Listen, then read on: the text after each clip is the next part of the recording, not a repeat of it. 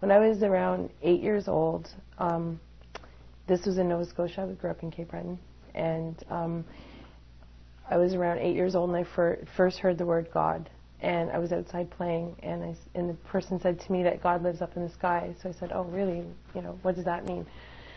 So then, when I arrived in Toronto when I was around 10, I had met this girl in my building that wanted to go to church. So I decided that, okay, well, let me go and find out, what church is all about. And even though I had a Christian background somewhat, but my parents don't really practice anything, so I just kept going to different churches, and I found that there was too many inconsistencies.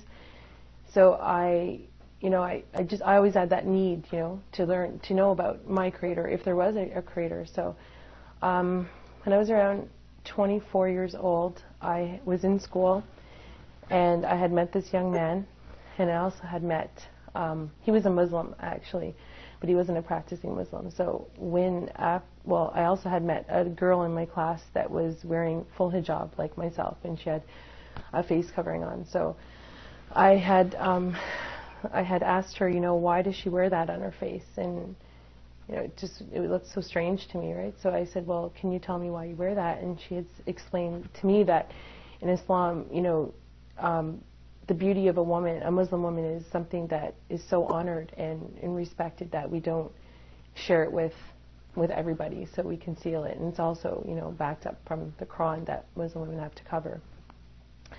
So I thought that was interesting. So then I said, okay, fine. I left it, and I had a relationship with this man at school. He was like a boyfriend. So I had later. I also had another friend.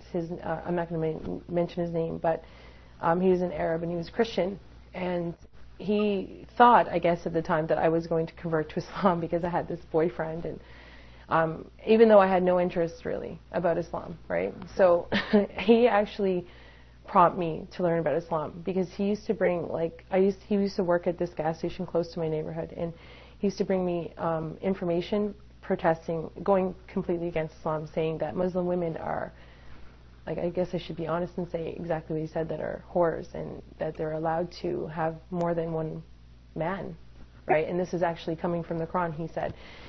So I said to this guy, I'm like, I really don't think that's true. I said, because my reference point back to the girl at school, I said, this doesn't make any sense, right? And I said, why would she cover if she was promiscuous? So I said, well, I don't know about that. So I said, and I guess in his mind, he was trying to get me away from, converting, because he thought, because of this Muslim boyfriend, he was going to marry me, or it was like he was in a panic, telling me, bringing literature to me.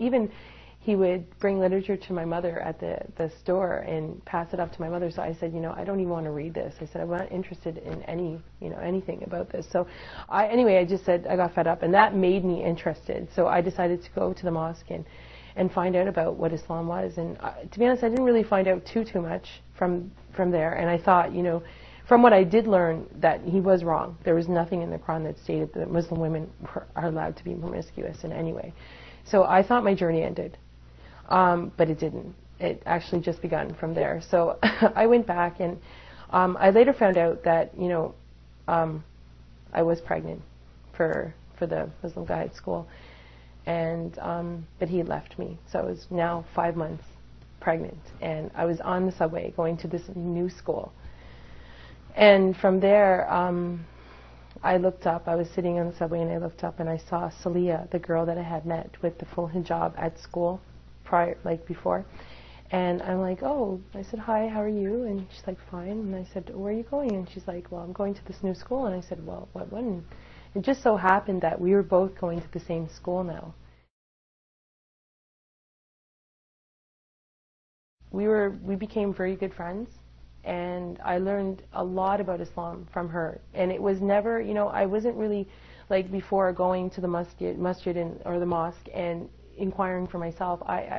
Islam just came to me now, and I became friends with her and a few other girls at school, and she would often invite me, to her house, and I learned so much about Islam. The character of a Muslim, and and also I found very interesting was that she actually memorized the Quran, which is to me, just a book at the time, and it was like word for word, she memorized it, and I was like, wow, this is amazing.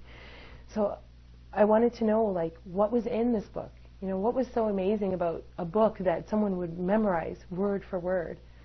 And, you know, there's just so many things that, you know, that amazed me. And being around a Muslim person, a practicing Muslim person,